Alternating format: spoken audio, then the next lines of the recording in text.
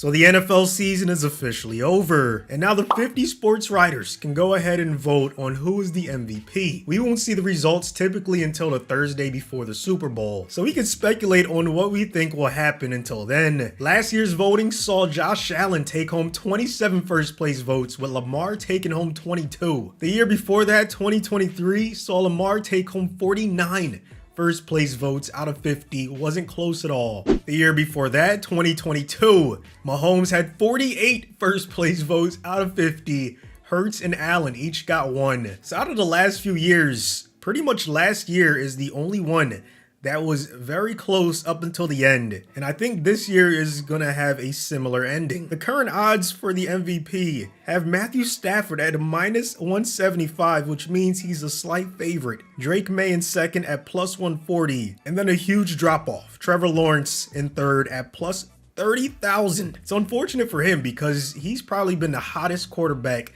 to end the season. And if he started his tear just a few weeks earlier, he would be right up there with Stafford and Maye. This has not only been an extremely weird year, but it's been a fun last month to see who really is going to close down on this MVP award and take it home for themselves. You have a former Patriot, the GOAT, Hall of Famer Tom Brady, saying that Matthew Stafford is NFL's MVP, not Patriots quarterback Drake Maye. This has led to some Patriots fans not feeling too happy about that. A guy they've loved for the entirety of his career, not siding with their current quarterback. Probably not the best feeling. His reasoning for going with Stafford is 46 touchdowns. That's, for any quarterback, a dream season, so he's been spectacular. He also says Drake Maye on the other side has done some incredible things with Josh McDaniels in their first year together. Drake's got a long career ahead. I'm sure he's going to have many opportunities, but I would say Matthew Stafford. So he's looking at it from a raw stats perspective. Touchdowns, touchdowns, touchdowns.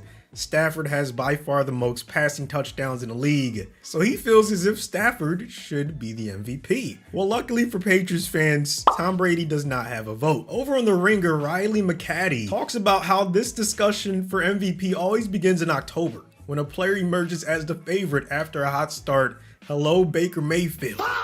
Yeah, if you were paying attention early in the season, Baker had a phenomenal start along with Emeka Egbuka. They were going crazy. It looked like he was going to stroll to an MVP season, especially after the past few years when he's put up big numbers. But yeah, you saw how the season ended up playing out. Injuries played a factor, of course. But not only did he not end up in the MVP discussion, his team didn't even make the playoffs. So it just goes to show how pointless sometimes these MVP debates that start early in the season can be. Like, we shouldn't even be paying attention for the most part until later in the season, and that's what it's pretty much boiled down to over the past couple of seasons. I mean, Stafford from the start of the season has been phenomenal. He had a couple shaky games in the last month or two. Meanwhile, Drake Maye has slowly been going up throughout the season, which is why it's such a hot debate right now. In one corner, you have the 37-year-old Stafford, who led the league in passing yards and passing touchdowns. His Rams have the NFL's best offense, and if the team hadn't suffered a devastating and bizarre collapse to the Seahawks in Week 16, they'd be the NFC's top seed. And Riley makes a good point. Over the summer, I vividly remember there being speculation on whether or not Stafford would even start the season at 100% or even close to it. He wasn't participating in any preseason action. Fantasy football players were hesitant to draft him based off of this information. They were wondering, okay, who's going to be the backup? Will he be able to have a good start to the season? When is Stafford going to come back? For him to have this type of season after all of that happened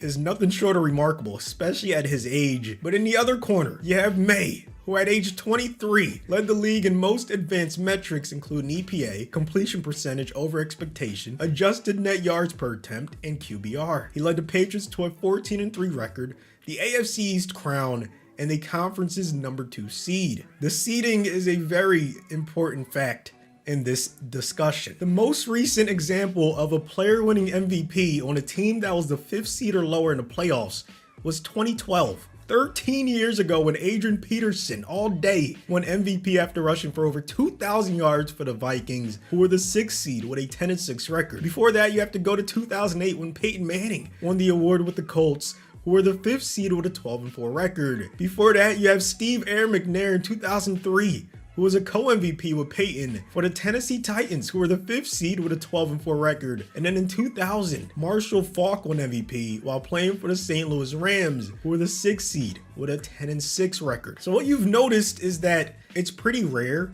but in these instances, the players that won MVP had a team whose record was well above 500. The point is that it's possible for an MVP to win as a 5th seed or lower, even though it hasn't happened in over a decade. Meanwhile, on the other side, Maye's team has the 2nd seed in the AFC, when before the season, nobody expected them to be as good, not even Patriots fans. I can promise you that not even the biggest Drake Maye truthers thought that he would help this team be this good. But now we have to look at the detractors side of things. As for Drake Maye, we have to acknowledge that he played maybe the cushiest schedule in NFL history. By opponent record, the Patriots played the easiest schedule in the league. Meanwhile, the Rams, they had the hardest. The Pats played just 3 games against teams that finished with a winning record. 1 against the Steelers and 2 against the Bills. And they went 1-2. You know who else had 1 win against over 500 opponents this season? The 3-14 first pick holding Las Vegas Raiders. The only winning team the Raiders beat